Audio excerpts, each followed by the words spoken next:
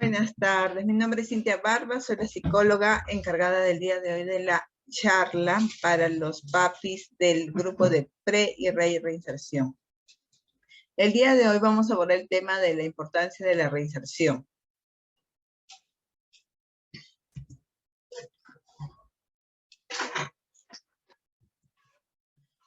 Bueno, como ustedes saben, sus pacientes, sus hijos, sus familiares, ¿no? Después de estar un año aislados, ¿no? Ya sea de su familia y de la sociedad, es parte del adecuado uso de su libertad y de la restitución de sus derechos, el ser reinsertado, ¿no? Recuerden que acá se hace de diferente, hay varios tipos de reinserción que se realizan, ¿no? Que ya luego los voy a ir explicando. Pero para muchas familias este proceso es muy difícil porque ya se han acostumbrado a la tranquilidad de tener al paciente internado y como que a veces no se comprometen demasiado en este proceso. Como ustedes verán, miren, si recuerdan en acogida creo que eran como 20, 30, hasta 30 llegábamos en las charlas, pero llega esta etapa y a lo sumo llegamos a 5. Así, en el mejor de los días en la charla, 5 participantes. Y hoy, como ustedes lo pueden ver, hay solamente 3. Porque ya no hay ese compromiso, ese interés por parte de la familia. Y cuando esta es una etapa muy importante, porque es donde se va a hacer una evaluación de qué es lo que ha avanzado el paciente y qué cosas hay que ir mejorando, porque ya se le va a estar dando la libertad de poder salir a ciertos lugares. Y entonces por eso que es la importancia que la familia esté involucrada. Como también les estoy colocando, ¿no? Que permite ir identificando estímulos discriminativos para irlo a afrontar. Tenemos, como les dije, varios tipos de reinserción. Está la reinserción familiar, ¿no? Donde ya el paciente puede ir, al inicio lo que se suele hacer es que el paciente puede salir breve por un par de horas, ¿no? A almorzar, a compartir algún momento con sus familias, ¿no? A un parque recreativo, ¿no? Por un periodo de un par de horas, 3, 4, 5, 6 horas, ¿no? Y luego retorna a la institución. Esto se hace como primer paso. Luego, la siguiente medida es que ya puede ir todo un día a su casa, ¿no? Para hacer la evaluación de cómo está el entorno familiar. Y a medida que va pasando el tiempo, ya este tiempo puede irse alargando, ¿no? Puede llegar a ser 2 días, 3 días, que el paciente se queda en el hogar para ir haciendo esta evaluación. Generalmente las dificultades que se encuentran en este tipo de reinserción familiar es temor por parte de algunos o todos los miembros de la familia, ¿no?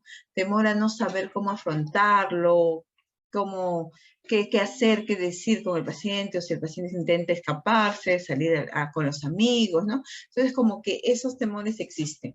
¿Cuál es la sugerencia que se suele hacer ahí? Es que hay que elaborar estos temores, para eso con el psicólogo a cargo de su hijo tienen que hablar al respecto, ¿no? Si ustedes tienen miedo, inseguridades, dudas al respecto, preguntarle, ¿no? Al psicólogo, ¿qué voy a hacer? ¿Qué puedo hacer con mi hijo de esta forma? Porque recuerden que cada paciente es único y entonces a veces las estrategias van a ser bastante individualizadas, ¿no? Específicas, ¿no? Y se puede elaborar todo esto poco a poco, ¿no? Esta reinserción se puede realizar poco a poco. Otra de las dificultades que encontramos es que a veces hay una dinámica familiar inadecuada, ¿no? Y los padres no son adecuados soportes. Tenemos papás a veces separados y como tenemos a veces pacientes menores de edad, esta situación de verdad que es bastante, nos dificulta bastante el trabajo porque a veces no sabemos a dónde enviarlo, con quién enviarlo. He tenido casos, por ejemplo, de donde en la misma casa viven los 2 hermanos mayores que también consumen, y obviamente no es un buen lugar para que el paciente retorne a hacer sus visitas familiares. Entonces se busca, ¿cuál es la sugerencia? Buscar entre los miembros de la familia un soporte real, ¿no? Ya sea una hermana mayor, un tío, otra persona, la pareja, etc., ¿no? Quien pueda realmente de repente cumplir ese rol, ¿no? Por ejemplo, les pongo un caso. Yo tenía un paciente que tenía 21 años, papá de 70 años, mamá de 60, y en la casa vivían sus 2 hermanos mayores que consumían alcohol, casi a diario, y una hermana menor que tenía problemas con el esposo, que vivía junto con su pareja, pero el chico este era consumidor también, el cuñado era consumidor. Y la única que se convirtió en el soporte fue su hermana. Su hermana ya era la mayor de todos y vivía de manera independiente en otro lugar, y entonces con ella se buscó la forma de que ella se hiciera cargo de su hermano, ¿no? Entonces cuando empezó a salir, él se fue con la hermana, ¿no? Se iba los fines de semana, ¿no? Y actualmente, mira que ya pasado aproximadamente 3, 4 años, él sigue viviendo con la hermana, ¿no? Y le ha ido bien, porque hace un buen soporte. Va de vez en cuando a la casa de sus papás, pero solamente un ratito para almorzar, para estar saludar brevemente a sus papás, pero no pasa una noche en esa casa. Entonces, esas cositas es lo que hay que ir evaluando. Por eso, como les decía, que cada caso es específico y único. Otra de las dificultades que tenemos es el lugar de residencia, es un factor de riesgo, ¿no? Como les he puesto acá, que en casa hay muchos consumidores, o su entorno, ¿no? En el barrio. Por ejemplo, hay barrios picantes que hay en el Agustino, en San Juan de Miraflores, San Juan de Lurigancho, ¿no? Donde casi todos los vecinos consumen, ¿no? Entonces es importante que de repente es evitar de ir a ese lugar y proponer ir a otro lugar, ¿no? De otro familiar para poder ir haciendo las reinserciones. He tenido casos en que incluso la familia ha tenido que vender la casa donde estaba viviendo, ¿no? Y obviamente mudarse a otro lugar para poder hacer un mejor acompañamiento a su familiar. ¿Hasta aquí alguna pregunta?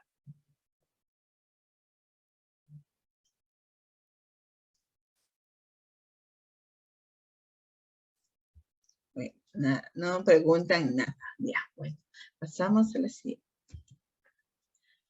Reinserción laboral. Antes de esto era la reinserción escolar.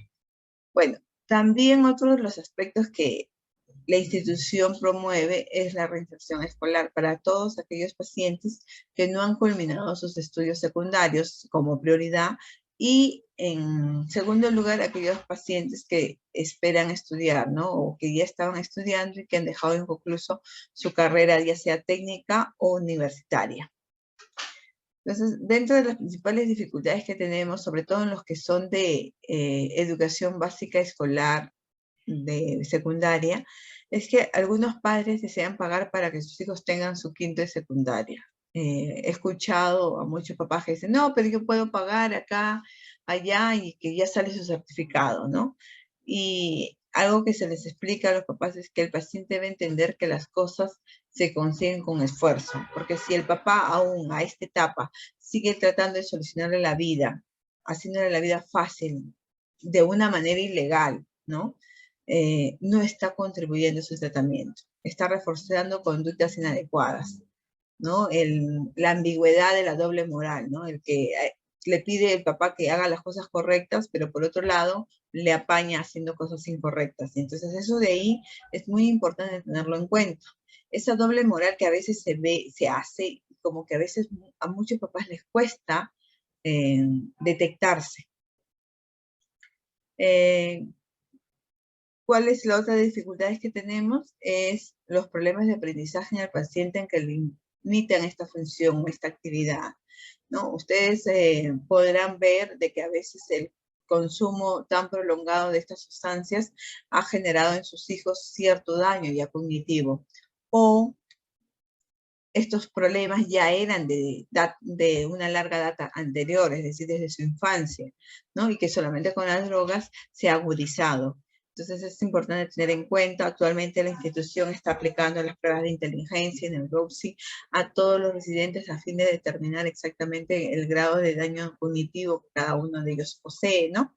Para poder ayudarlos de esta forma, ¿no? Y poder ver que si se implementan talleres, ¿no? Para reforzar estos procesos cognitivos. Ojo, digo reforzar, no digo que los van a volver al mismo nivel ideal que debería de estar, simplemente es para reforzarlo. Entonces, como esta dificultad se da, ¿no? A veces es importante como sugerencia que el papá se dé la aceptación de las limitaciones en el aprendizaje, ¿no? Tanto por parte del paciente y su familia. porque nos ha pasado de que a veces no son conscientes de esto, de estas limitaciones, y la mamá quiere pues que su hijo sea aviador o que sea ingeniero cuando no puede, o sea, las condiciones, las características cognitivas de su hijo los va a limitar y lo va a frustrar. Entonces, y ahí venía la otra gran dificultad, ¿no? Que padres que desean imponer lo que su hijo debe de estudiar y eso ha cuestionado también algunas veces ha pasado de que pagan ya la universidad, instituto sin avisar al psicólogo, solo informan, dicen, no, ya psicólogo, mi hijo va a empezar su clase tal fecha, ya pagué, ya hice, y el psicólogo todavía no han abordado ese tema, por eso que es muy importante, ¿no? Que se coordine eso con el psicólogo, ¿no? Y escuchar la opinión del psicólogo. Eh, También es importante que ustedes al momento de que su hijo escoja o hija escoja una carrera, ¿no? Es importante tener en cuenta que las intereses, actitudes y actitudes del paciente, ¿no? Porque tengo acá chicos que ya están estudiando una carrera, pero cuando yo se les pregunta si les gusta, ellos dicen, no, eso lo hice porque mi mamá me dijo, mi papá me dijo que lo estudiara porque me va a dar mucha plata, pero no lo están haciendo por vocación. Recuerden que es una carrera que ellos van a ejercer por más de 40 años. Entonces tiene que ser algo que a ellos les guste, que realmente los llene sus expectativas, para que lo puedan hacer con satisfacción y realmente disfruten de esa labor. Entonces, este es un punto. Y la otra sugerencia es que las actividades de estudio deben de evitar, como les decía, ¿no? Que le genere mucho estrés.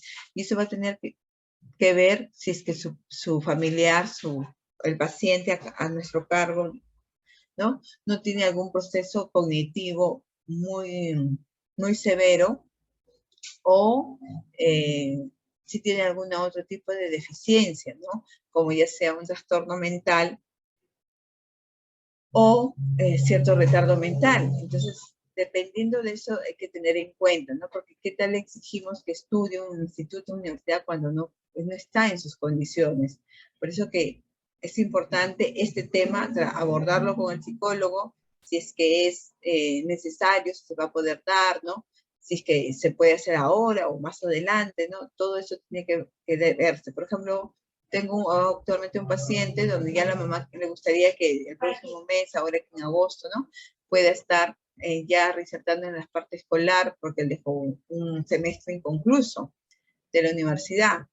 Sin embargo, el paciente aún presenta ciertas alucinaciones, entonces yo le he sugerido que no, es imposible que él pueda ir matriculado porque el poder estudiar le va a generar mucho estrés y eso puede hacer que incremente sus alucinaciones. Entonces hay que tener en cuenta esas cosas. Y como les vuelvo a recalcar, es importante que ustedes siempre esto lo coordinen con su psicólogo a cargo. No tomen las decisiones solos.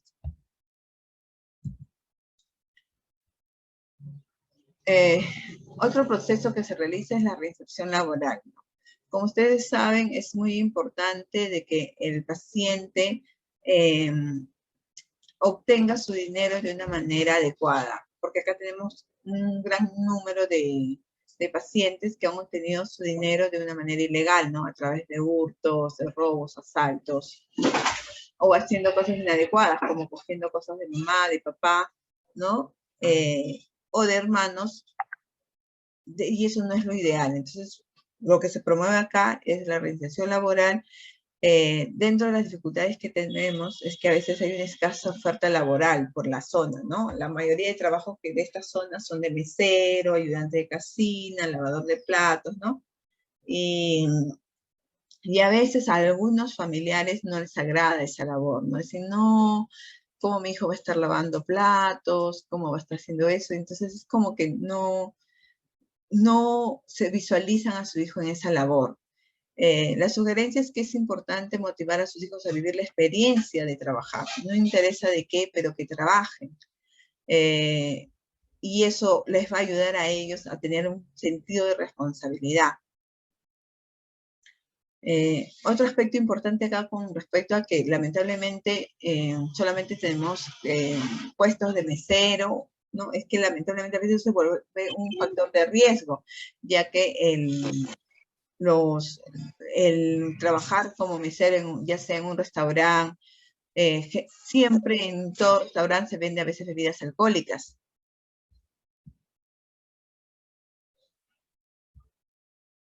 Se venden bebidas alcohólicas y eso puede generar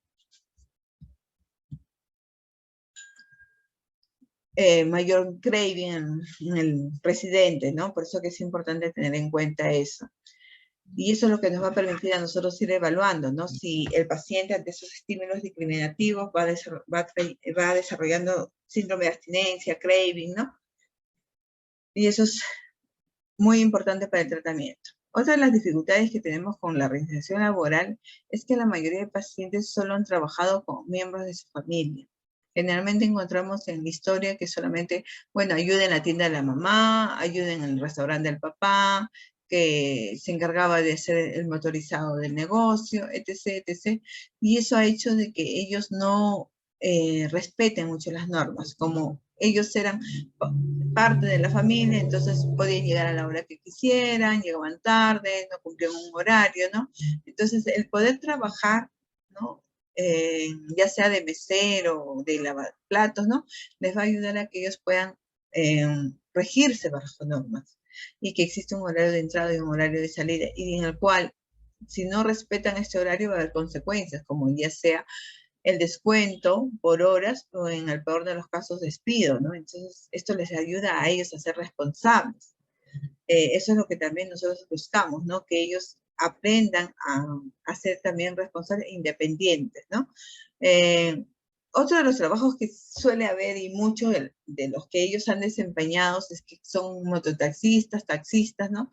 Y lamentablemente son labores que se prestan más para el consumo, porque como no hay una vigilancia, no hay una supervisión, se van con su movilidad a cualquier lado y fácilmente pueden consumir. Por eso que no es recomendado que ellos tengan este trabajo. Por eso como sugerencia es que eviten trabajos independientes, ¿no? Sobre todo cuando hay movilidad, porque esto también se puede prestar para otro tipo de actividades delictivas, ¿no? Como ya lo vemos a diario en la televisión, los mototaxistas, los que tienen moto lineal, que roban a los transeúntes.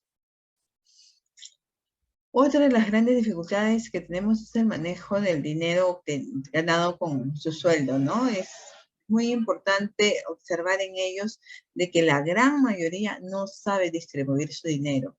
Generalmente siempre están preocupados en cosas muy banales, ¿no? Generalmente la gran mayoría lo primero que quieren hacer al ganar un sueldo es celular o MP3, ¿no? Y eso no es lo más adecuado. Es por eso que acá se les brinda cierta educación financiera, ¿no? Y se les enseña que deben de priorizar este dinero en el gasto de sus necesidades. Y las necesidades son salud, son alimentación, vestimenta, ¿no? Otras cosas.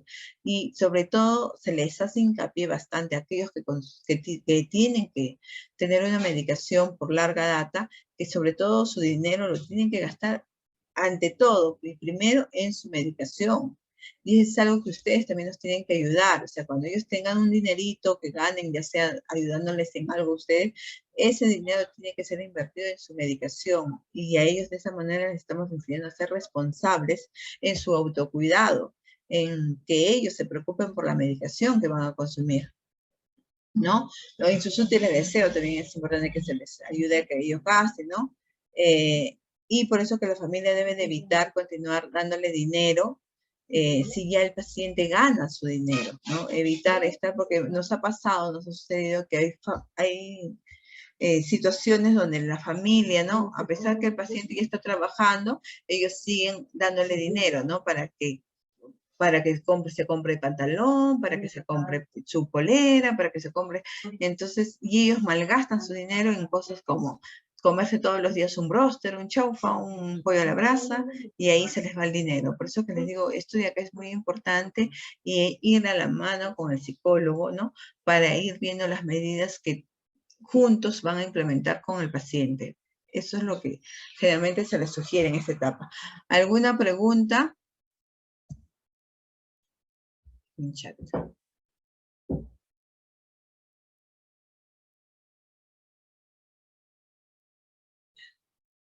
Ah, ya, bueno.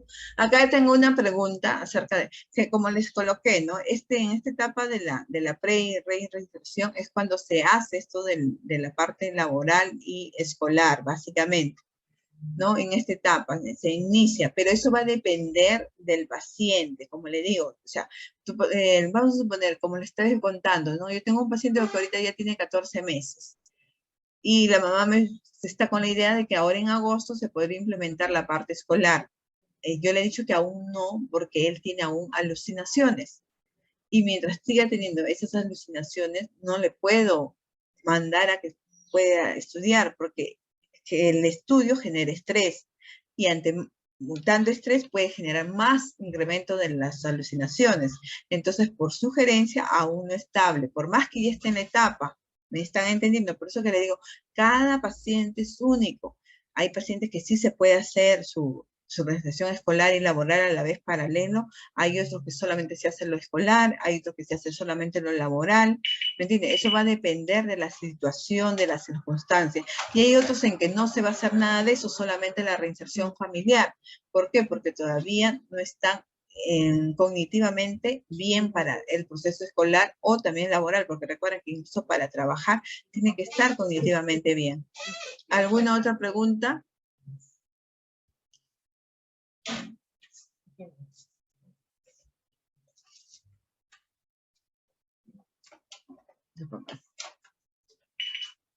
Pregunta.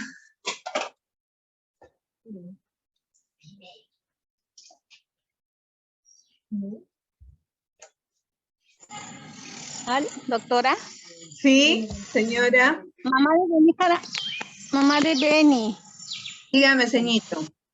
Consulta es que hace un mes atrás, bueno, mi hijo ahorita ha regresado nuevamente, bueno, ya estaba por salir, pero recaer nuevamente está ahí.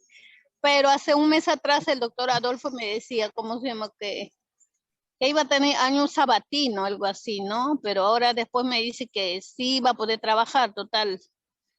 No sé, a veces a usted le pregunto cuál es, cómo va a ser él, si va a trabajar, estudiar.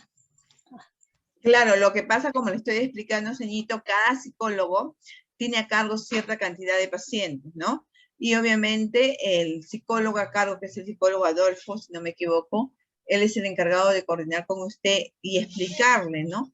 En qué condiciones está su hijo, explicarle. Como le digo, ya este año se está aplicando la prueba de inteligencia y la neuropsia a todos los residentes para ver cómo están a nivel cognitivo, ¿no? Y de acuerdo a eso explicarles, ¿no? Y decirle, mire señora, esto de acá vamos a poder hacer, esto de acá no.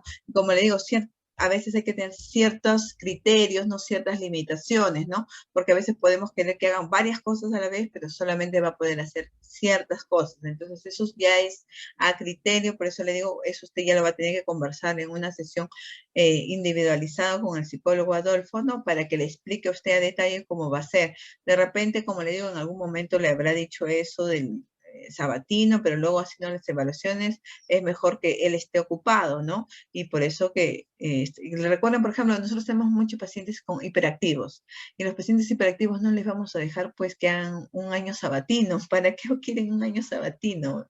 ¿No? Ellos tienen que estar ocupados, tienen que estar con varias actividades, obviamente de su agrado, para que puedan estar invirtiendo adecuadamente su tiempo. Entonces eso por eso se coordina. Cada caso es individual, yo les puedo contestar las preguntas generales, pero ya la parte específica, eso se los va a comentar su psicólogo a cargo. Ya, doctora, gracias. Sí, sí, pues porque, doctora, mi hijo sí tiene esa impulsividad, tiene TDAH y todo eso, y bueno, son varias cosas, ¿no? Claro, claro, yo sé, por eso que con él hay que estar ahí con varias actividades, pero obviamente con bastante supervisión. De repente, por eso, de repente en un momento Adolfo le habrá dicho que no, porque no va a haber quien, pero va a tener que estar en un lugar con supervisión, eso sí. Por eso que le digo, es bien, esta etapa de la pre-reinserción, de la reinserción es bien preocupante para nosotros también los psicólogos, porque tenemos que hacer un análisis bien conciso de dónde lo mandamos, con quién lo supervisa mejor y todo lo demás para que pueda funcionar. Porque, ¿qué hago yo enviándole, por ejemplo? A mí me ha tocado casos de mamá alcohólica, papá fallecido. ¿Y a dónde lo mando ahora? ¿Con qué tía? ¿Quién se hace cargo? ¿No? Entonces, preocupada ahí, llamando a un tío, a otra tía, a una prima, para que ver quién se puede hacer cargo de él. ¿Me entiendes? O sea, porque la familia fácil es pagar pensión y decir, ya, ahí está, ustedes encárguense, pero va a llegar un momento que nosotros no nos podemos tener eternamente, necesitamos reinsertarlos. Entonces, por eso que le digo, esto es todo un proceso y para eso la familia tiene que involucrarse. Pero como ustedes están viendo, y lo vuelvo a recalcar, esta es una etapa donde a veces ya la familia no muestra mucho interés. Por eso que ustedes lo están viendo, ahorita seguimos siendo tres participantes.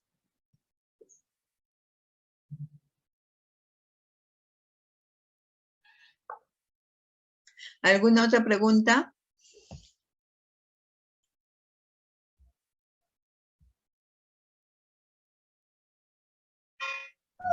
Buenas tardes.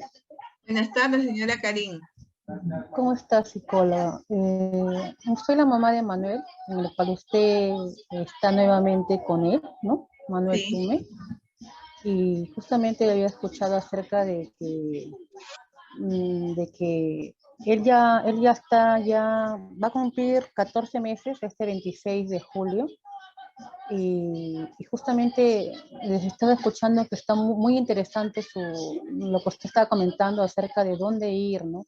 Porque como le digo, donde yo estoy viviendo es un lugar un poquito, como se dice, movido, ¿no? Por lo que está pasando muchas cosas. Entonces, como le digo, él está, pues, lo he visto tranquilo la última vez, pero como usted dice, ¿no? Ya usted me dirá internamente cómo va él, cómo va en su proceso, porque él dejó de estudiar, como le vuelvo a repetir, dejó de estudiar, le comenté en algún momento, pero de acuerdo a lo que él tiene, pues su diagnóstico, no sé si es que es factible, porque nos comentó las 2 veces que salió que él quiere trabajar, no sé, eso es lo que un poquito que me tiene un poco preocupada, porque él nos dice, dos veces que me dice con la videollamada también, bueno, de lo que estuvo con la psicóloga anterior también igual, ¿no? Que quiere trabajar, pero no sé cómo usted me puede ayudar en ese aspecto, psicólogo. Claro, sí, ya eso de manera individual lo vamos a abordar, ¿no? Porque ya justo, o sea, él también se le ha evaluado y todo lo demás, o sea, sí, en él existe mucha motivación, pero lamentablemente hay ciertas condiciones mentales que a él lo limitan, ¿no? Y eso hay que tenerlo en cuenta, porque lo que menos queremos es una recaída, porque si no agravaría su enfermedad y eso es lo que menos queremos, ¿no? Entonces eso de manera individualizada lo vamos a trabajar, a abordar, ¿no? Ya para entrar en detalles. Muchas gracias, psicóloga. Gracias. ¿Alguna otra pregunta? Aló, buenas tardes, doctora. Buenas tardes, señor.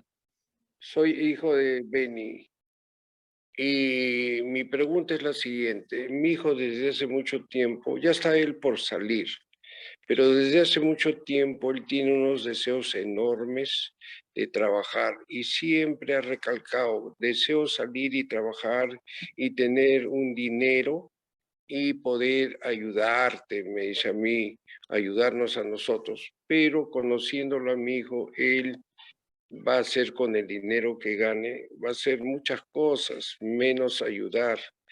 Y yo la pregunta que tengo es si es que nosotros podemos supervisar el sueldito que él va a ganar. Claro, Y a ver, le explico cómo es acá. Cuando un paciente sale a trabajar, el dinero generalmente lo depositan a cada administración y de cada administración se encarga de distribuir. O sea, ellos semanal, vamos a poner, ¿no? Salió a trabajar y le está pagando 1.000 soles, vamos a poner ese es su sueldo y le pagan quincenal, 500, 500, ¿no? Entonces acá se le da cuenta de la administración, acá le depositan y ellos acá, antes de, por ejemplo, se van a ir a comprar sus útiles de aseo, van y piden a coordinación, coordinador, mira, voy a salir a comprar mis útiles de aseo que me falta AS, me falta de colino, me falta, ¿no? Todo lo que anotan, ¿no? Lo registran y dicen, eso me va a salir más o menos 40 soles, ya, 40 soles. Entonces, inmediatamente el coordinador toma foto y yo soy la psicóloga de ese paciente, me lo envía y yo doy el visto bueno, ¿no? Y ya, entonces autorizo y doy permiso para que pueda gastar en esas cositas, ¿no? Por ejemplo, me acuerdo que me llegó, o sea, todo tiempo un esquel igual y donde había puesto queque ¿qué? Dije, ¿qué para qué? Un queque, dije, ¿qué gaseosa? Dije, ¿qué para qué? Entonces lo llamé al paciente, le dije, ¿qué para qué has pedido? Le digo, no, me dijo, lo que pasa es que justo es iba a haber un compartir en el grupo donde él estaba, ¿no? Y me dijo, justo para mis compañeros, pero, bueno, entonces es así, ya, bueno, le autoricé.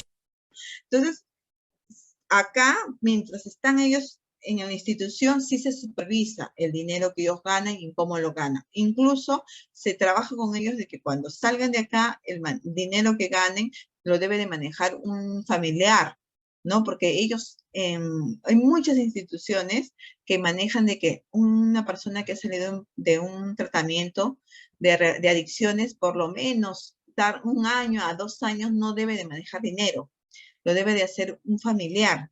¿Por qué? Porque como ellos generalmente a veces teniendo dinero pueden comprar drogas, por eso se evita eso, ¿no? Entonces, que sea un adulto responsable el que maneje su dinero, ¿no? Y para eso también se los concientiza a los pacientes, ¿no? Claro que hay pacientes renuentes, ¿no? Dicen, no, es mi dinero, yo puedo ganarlo, yo puedo gastarlo en lo que yo quiero, ¿no? Pero para eso hay que ir poco a poco trabajando, pues por eso que es la labor del psicólogo trabajar este tema, ¿no? Y juntos con la familia ir también dando ese mensaje, ¿no? Que mira, que yo te lo voy a administrar de esta forma y lo voy a hacer así, vamos a comprar de esta forma, vamos juntos, pero obviamente que compramos las cosas que te faltan, ¿no? Entonces, de esa forma se logra convencer a algunos pacientes. Hay otros que son muy demandantes y no. En caso de repente hay pacientes que quieren trabajar, pero el psicólogo de repente ve que todavía no está puede tener, como le digo, el tiempo, puede tener ya 1 año, pero aún no está con las condiciones, aún está con ideas inadecuadas. Por eso que el psicólogo de repente todavía no le da la autorización para salir del centro. Por eso que todavía no hay visitas, no hay salidas familiares, nada por el estilo. Por eso le digo, cada paciente es un mundo. Esto es de manera general lo que se hace, pero hablar de tiempos y que ya mi hijo tiene 1 año y ya debe de empezar a salir, no es así. Eso se tiene que ir evaluando por las prácticas propias de cada paciente. Gracias, doctora. Entonces, espero de que mi hijo al salir ya él esté preparado, mejor dicho, acostumbrado en que va a haber alguien en la familia que le va a supervisar lo que él gane en su trabajo, para no tener la ocasión de estar en una pequeña discusión y decir, no, hijo, ya tú estás acostumbrado en el centro que supervisen tu dinero, así que nosotros vamos a seguir ese sistema. Entonces, yo desearía confiar en que en el centro le van a decir a mi hijo, tu dinero que vas a ganar por lo menos en 1 año o 2 años, como acaba de recalcar usted, nosotros, una persona en la familia, se va a hacer cargo de supervisar tu dinero, Claro. sin tener esa dificultad con mi hijo, ¿no? Claro, por eso que le digo, eso ya con el psicólogo a cargo, tienen que tener ya sus terapias mixtas, ¿no? Juntos para ya hablar todos el mismo lenguaje. Y ahí estar constantemente interiorizando ese tema. Ya, doctora, muchas gracias. De nada, señor.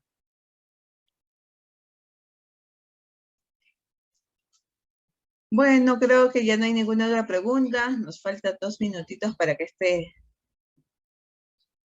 sesión virtual se cierre. Para mí ha sido un gusto y un placer conversar con ustedes, poder darles algunas sugerencias acerca de esta etapa del tratamiento de sus hijos, ¿no?